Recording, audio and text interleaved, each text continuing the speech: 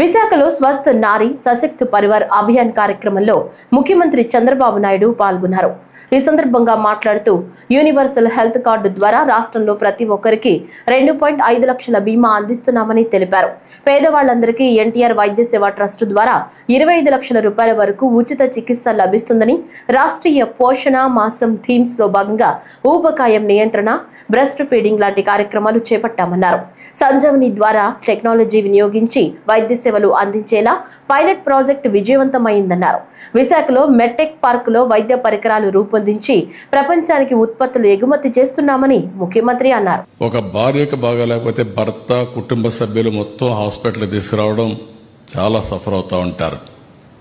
అందుకే మనం అందరూ ఈరోజు మీరు చూస్తే స్వస్థ నారీ సశక్త పరివార్ అభియాన్ చాలా వండర్ఫుల్ కాన్సెప్ట్ని, ఇది చరిత్రలో ఎప్పుడూ జ్ఞాపకం ఉంటుంది.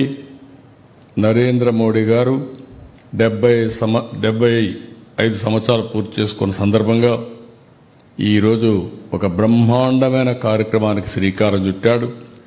ప్రతి ఒక్క నారి, ఒక ఆడబిడ్డల ఆరోగ్యం కోసం ఈ మెడికల్ టెస్టులు తీసుకురావడం చాలా మంచి కార్యక్రమం. ఇప్పుడే మా మంత్రి గారు చెప్పినట్టు మీరు దీన్ని సద్వినియోగం చేసుకోవాల్సిందిగా మిమ్మల్ని అందరినీ కోరుతున్నా. నేను కూడా ఎప్పుడూ మాట్లాడుతున్నాను,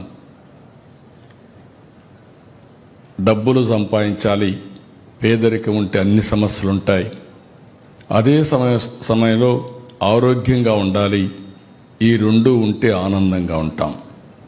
అదే నేను చెప్పేది. ఎప్పుడైనా సరే వెల్తీ, హెల్తీ, హ్యాపీ సొసైటీ ఉండాలనేది మా ఆకాంక్ష. ఈరోజు ప్రధానమంత్రి గారు ఆ దిశగా పనిచేస్తున్నారు.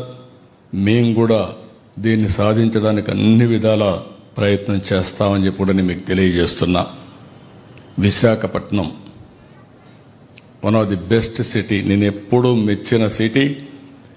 మీ అభిమానం చూసిన తర్వాత నేను ఎక్కడికి పోయినా గొప్పగా చెప్పే ఏకైక ప్రదేశం అది విశాఖపట్నం అని చెప్పి మరొకసారి మీకు విజ్ఞప్తి చేస్తున్నా. దానికి కారణం మీ మంచితనం.